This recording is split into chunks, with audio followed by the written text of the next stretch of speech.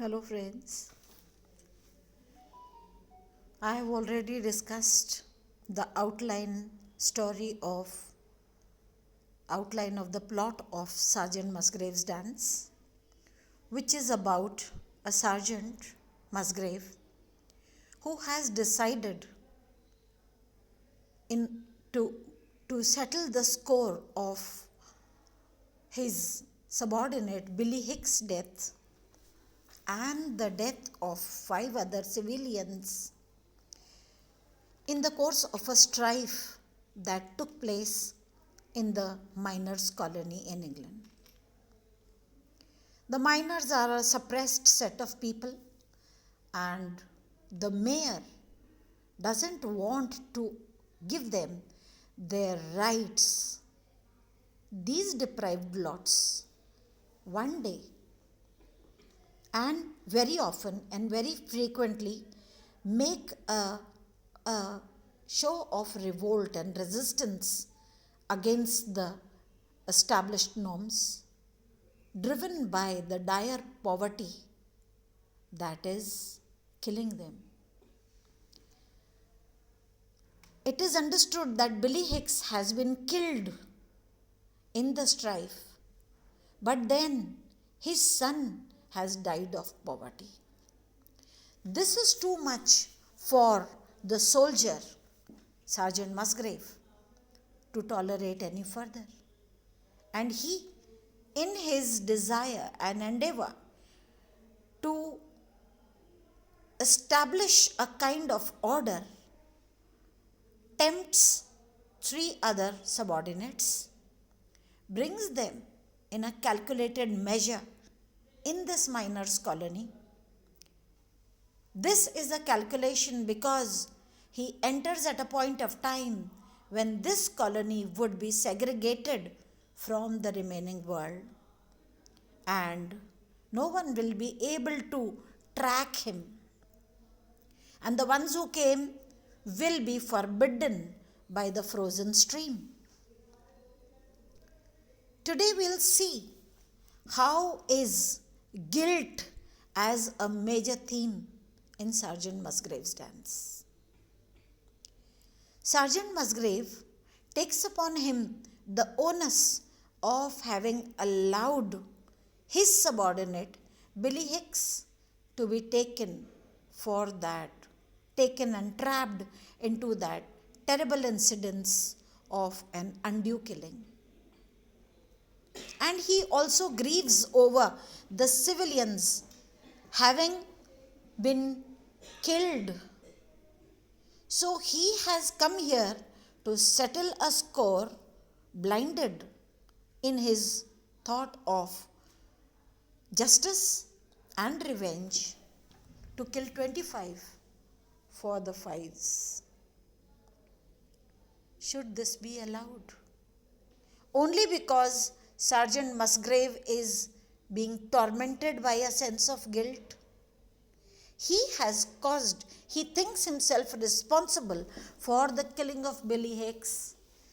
Is he now not operating on the same level in having brought Hurst, Sparky, and Attercliffe again into this strife with the stolen Gatling guns and the ammunition? I think John Arden, the person who himself partook in wars, would he as a soldier allow for this mistaken endeavor of Sergeant Musgrave? One may be suffering from a sense of guilt and remorse at the accidental death of which he was slightly a part, because he had allowed his subordinate to make an exit to his village.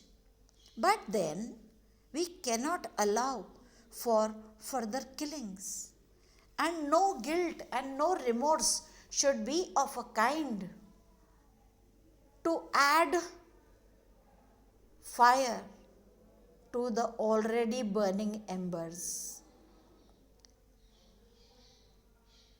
He comes here with the mission of establishing a sense of order, but ironically enough, he has trespassed order of all kind. The guilt could be the reason for his coming to the miners' colony, but this guilt will stay with him until the end, where he denies, where he is not even in the know of the horror of the situation that he had created with Billy Hicks' skeleton and he dancing around it with his Gatling gun.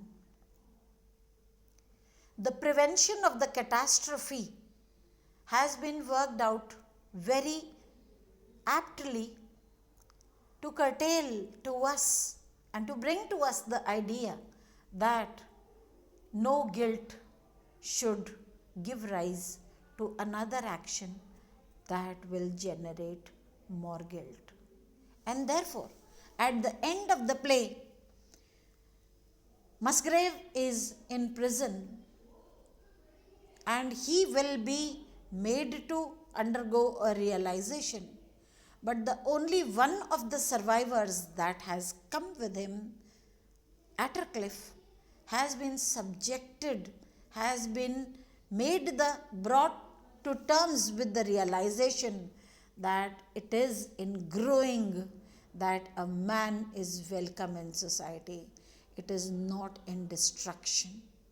So Attercliffe becomes a mini self of Sergeant Musgrave. We shall read and we shall look into yet other themes of this beautiful play, this impactful play, which is about the nihilistic approach of Sergeant Musgrave. We will try to delve deep into the nihilistic subject, the nihilism as a subject in Sergeant Musgrave's dance in the succeeding lecture. And this is all for today. Thank you.